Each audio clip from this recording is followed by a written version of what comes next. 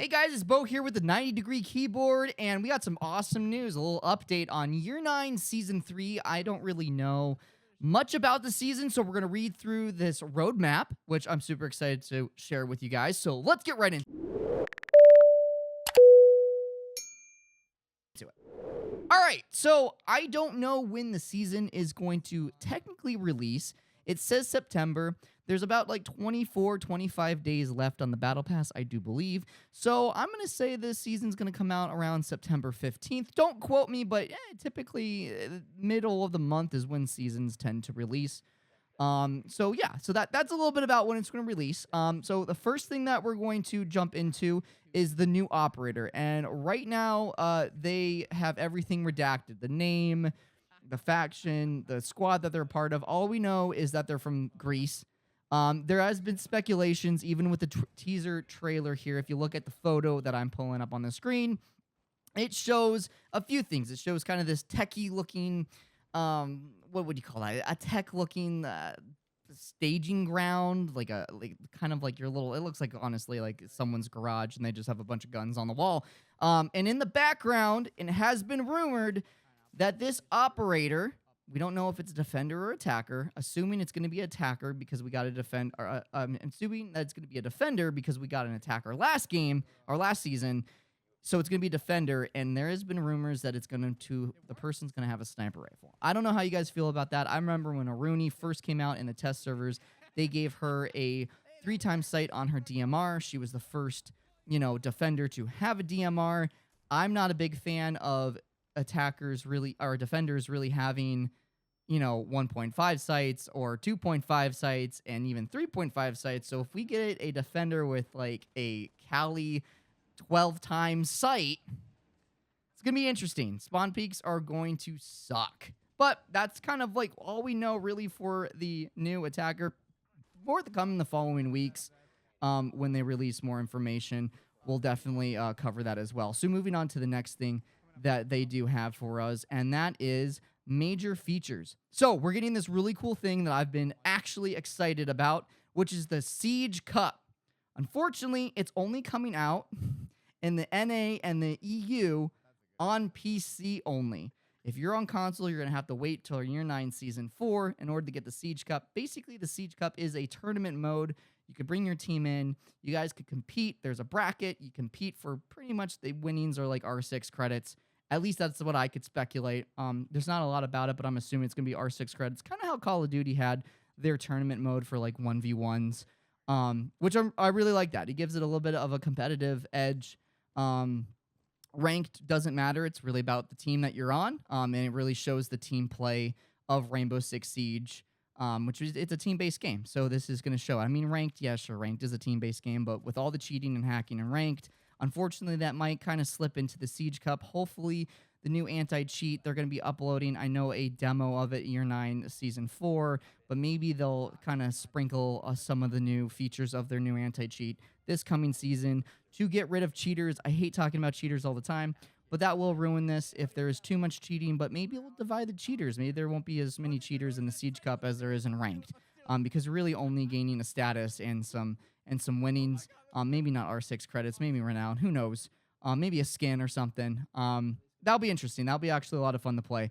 Next, we have the shooting range access during matchmaking. I really like this. This is cool. You can stay nice and warmed up while you're waiting for those long load times. I mean, come on. We've all been there. It's been like a 5-minute load time. Do you restart the queue? Now this time you could all just sit in. You could try out the weapons of your operators that you're going to play, talk with your friends, talk to your chat if you are a streamer, and do something else than just sitting there and waiting for a game to load, because we all know Siege servers aren't the best. It's like they're working on a toaster oven back there. And next, we got AI 2.0, attackers, incorporating all AI-controlled attackers to enhance defensive training opportunities. Looks like we're going to be getting more attackers that we can play in the AI mode. I do like the AI mode. It's a lot of fun. I do wish there was a defending option, and I do wish that they just kind of released all of the attackers for us to play and all of the ranked maps to play them on. But hey, they got to release something each season, and sometimes with the AI, it's a little weird, so they're going to counter whatever defenders that they have to the attackers that they're giving us. So it's going to be interesting. So we should see some new attackers, and then obviously some AI defenders that we could play against. Maybe a Cav AI. That would be kind of spooky, especially in the advanced. I want to call it like the most difficult level. Those AI literally aimbot you through a wall. So it's kind of like playing ranked with cheaters. And an AI Cav would be crazy. All right, up next, player protection. I kind of hinted this a little bit. Game security improvements. That will include updates to the code base utilizing encryption and hardening techniques to disrupt cheat developers and make future cheating creation more difficult. So let's talk about it. It is annoying that we have to deal with cheating. Unfortunately, we live in a world where people want instant gratification. And with that, they will do literally anything and spend as much money as they possibly can to not just ruin everyone's game, but to make a living for themselves. A lot of cheaters boost accounts and sell. It is like a huge market to boost accounts and sell them. At least the cheating developers and the cheaters will have a little bit more of a difficult time. That is if they don't find a loophole quickly. They are using code from 2015, even earlier code. So it shouldn't be too hard for them, but hopefully that this new binary hardening technique, whatever they're doing, will at least lower the cheating in ranked and every other game mode. Because I don't know about you, I am getting sick of the cheating. It's really not that fun. I don't understand how people have fun doing it. But hey, whatever. To each his own. Hopefully this will fix some of the problem. At least it will plug the holes in the leaking boat until they can release their full anti-cheat. Up next, we got balancing. So, Solus update part 2. I don't know why we are messing with Solus. We should never mess with Solus to begin with, in my opinion. The operator was completely fine. In my opinion, wasn't that overpowered, and people cried about her way too much. And here we are getting a new Solus update. Right now, there is not a lot, coming out for what's going on, but we should be hearing about this later in the week. So we're getting a Solus update. That's crazy. All right, now the Dokkaebi update. Once again, I really, really, really don't care about the Dokkaebi update. I don't think she should be updated. I think her ability's fine. I think if your whole team's roaming, that's on you. If you really have a problem with that phone ringing while you're holding sight, just let it ring or play a mute. Hard play a mute. Every team should have a mute and a dock. Like, seriously, play mute. Walk into the mute traps. If you have a Maestro laying under a table, if you're a mute player, put a mute next to him. So that way he doesn't have to worry about getting knocked off his camera. Same with Valk. That is just, my opinion, a player thing. If you're not good enough to dodge the Dokkaebi phones, then maybe you should learn. Get better. It definitely, I think, puts a little bit of a cool part of the game and makes, if you're roaming, and it gives you a little bit more of a risk. But hey, all right, so they're going to update her. Next, this is a weird one for me. So this has been confirmed. They are going to give Noke an update, probably because Noke's, playtime is a little bit down. So instead of, working, other operators, they're working on Noke. I don't know what they're going to be able to do with Noke to make her more playable. I don't really see a lot of people play Noke. It's going to be interesting to see what they're going to be throwing up in the air, and hopefully it lands on the ground with Noke's ability. And let's see, maybe she'll be able to run through Melusi barricades without, setting them off, which I think that was something that they were going to do. I'm not sure if she could do that now. I'm backtracking and thinking I'm going to try it later on. I'm pretty sure she can't. Guys, comment down below if she can or she can't. I know there's going to be some haters in the comments that are going to be like, you don't know what you're talking about. Honestly, I'm just here yapping about Rainbow Six Siege, okay? So, Noke update, really don't care. Think it's kind of pointless, but hey, it's something. Hopefully it doesn't, ruin the game too much. And then player comfort. This is interesting. After action screen. Apparently, we need a new after action screen. New end of match screen for an enhanced recap on a smoother overall experience, which, after looking at this photo, it looks cool. It kind of looks like the OG after action screen a little bit. I mean, I don't know. Not really a big thing that I'm not like marking this on my calendar going, oh my God, year 9, season 3, we get a new after action screen. I'm so excited. It's quality of life thing. It's pretty cool, I guess. I mean, if you have to look at things that make you happy, I don't know. Custom 1v1 preset. Woo, let's go. This is actually cool. So this photo, very interesting. Looks like we're using Jackal here.